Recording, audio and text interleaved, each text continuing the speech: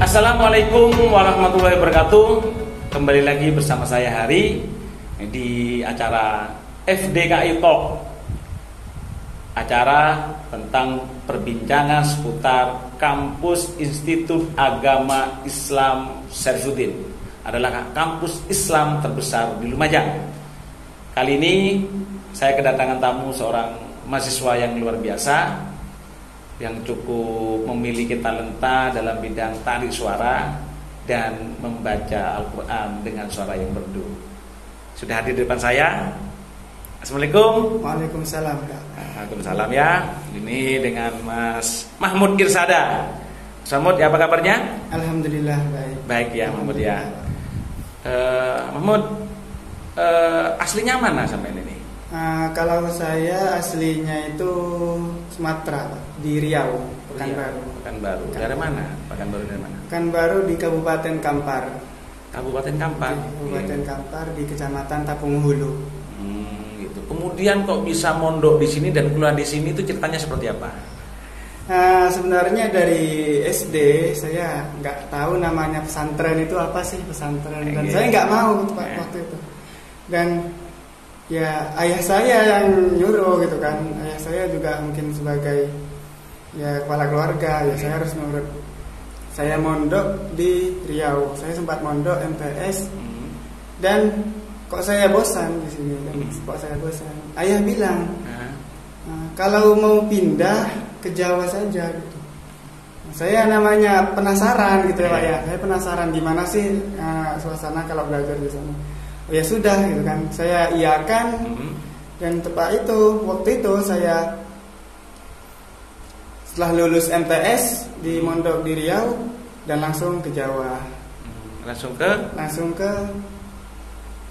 Lumajang. Langsung ke Lumajang. Ke Pondok Syarifuddin ini. Ya, langsung ke Pondok Syarifuddin. Dan kebetulan dari saudara yang di Lumajang itu ada yang pernah mondok di Syarifuddin. Dari Syarifuddin ya. Nah, ini Mahmud Irsada ini dari Riau yang mondok ke Lumajang. Setelah mondok itu ya Pak, kerasan atau seperti apa? Ibaratkan 3 bulan itu kayak nggak bisa senang. Ibaratnya ya mau nangis aja gitu. Cuma jauh. Karena cuma jauh. Kemudian seperti apa penyesuaiannya di pondok itu? Ya, yang pertama kan saya harus beradaptasi dengan bahasanya yang di sini. Itu bahasa Madura. Saya baru dengar juga kalau bahasa Madura itu ada di sini. Kalau bahasa Jawa, saya sudah pernah dengar, soalnya kan ibu orang Jawa juga. Jadi harus terbiasa juga dan memang harus memahami. Ya, menurut saya ya harus pintar-pintar beradaptasi. Memang ada tahapannya. Tahapannya ya. Gitu. Kemudian sudah akhirnya bisa beradaptasi ya. Alhamdulillah. Kemudian kerasan dan akhirnya kuliah di Institut Agama Islam Syarifuddin. Ya, mengambil jurusan bimbingan dan konseling Islam. Kenapa kok mengambil jurusan bimbingan dan konseling Islam? Awalnya saya pernah tanya ke kakak tingkat itu ketika saya masih sekolah aliyah. Saya lanjut aliyah.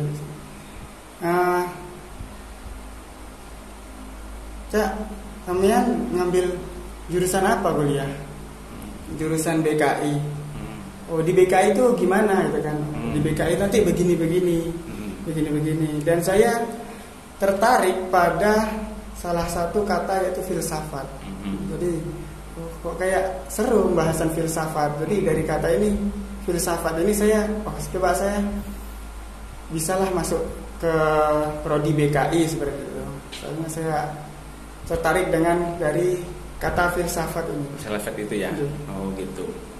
Kemudian Mahmud juga dikenal sebagai vokalis salah satu grup Sholawat Uhudiyah.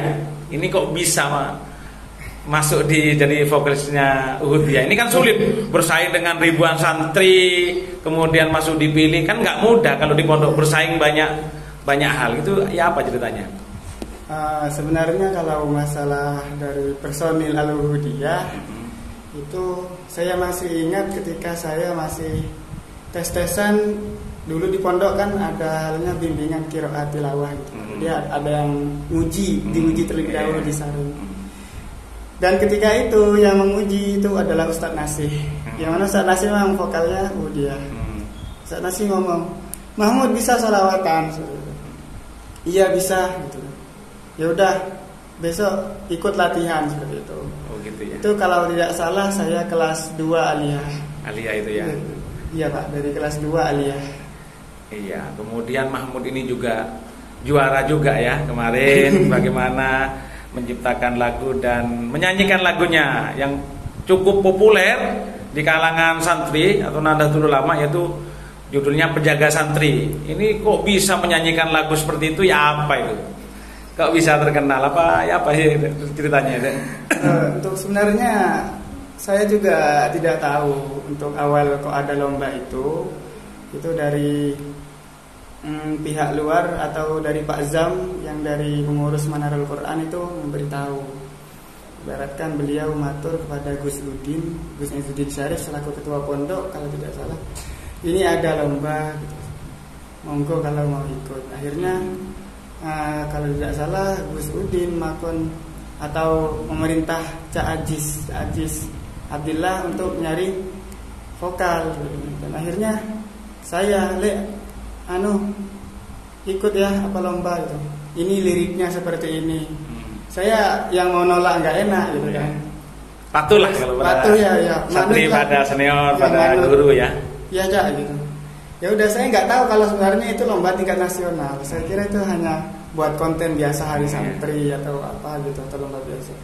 Dan ternyata ini lomba nasional. Saya rekaman, dan setelah rekaman kita bisa store lagu, dan ketika itu nggak ada yang nyangka kalau di situ ternyata hasilnya bisa seperti itu.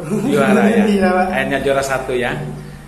Itu ya apa? Kaget atau seperti apa? Ya saya sendiri sempat kaget juga, saya sendiri. Iya, memang suaranya Mahmud ini sangat merdu. Kemudian keluarga ya apa? Tahu Alhamdulillah keluarga tahu. Tahu ya. Apa yang membuat betah mondok dan kuliah di Syarifuddin? Pertama yang buat saya betah, saya masih pengen ngabdi di pondok. Begitu ya, masih mau belajar di sini juga. Masih mau belajar, masih mau mengabdi. Lingkungannya enak ya, nyaman ya. Alhamdulillah. Makanannya murah di sini, tenang gitu ya. Untuk belajar enak ya. Kemudian banyak figur-figur ya yang dalam bidang ilmunya juga. Saya juga kerasan juga di Syarifuddin ini.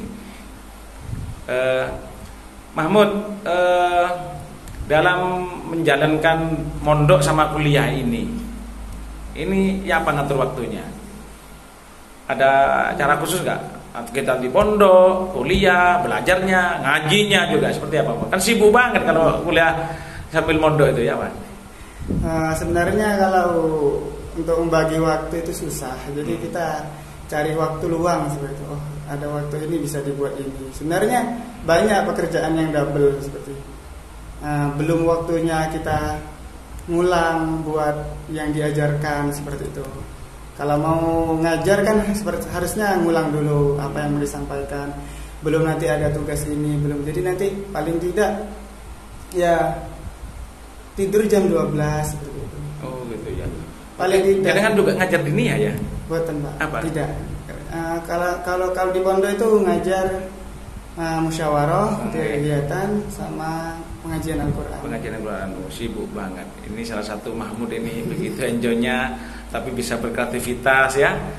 Berarti meskipun seorang santri jadi mahasiswa juga nggak berat ya, malah enjoy ya, menikmati ya.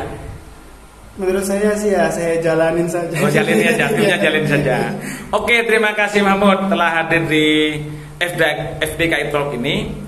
Semoga berbagi pengalaman ini bermanfaat bagi teman-teman yang lainnya.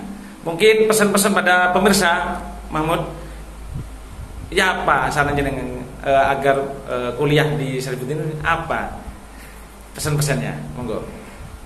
Mungkin ya dari saya, seorang yang mempunyai ambisi itu penting, cuman jangan terlalu ambisius. Jadi intinya jalanin apa adanya. Mungkin itu dari saya. Itu saja. Terima kasih Mahmud, itu pesannya Mahmud. Jadi boleh miliki ambisi tapi jangan ambisius, tapi jalani saja. Terima kasih Mahmud. Sekian FDKF Talk dengan saya. Kita tunggu tamu-tamu selanjutnya. Sampai jumpa di FDKF Talk lainnya. Wassalamualaikum warahmatullahi wabarakatuh.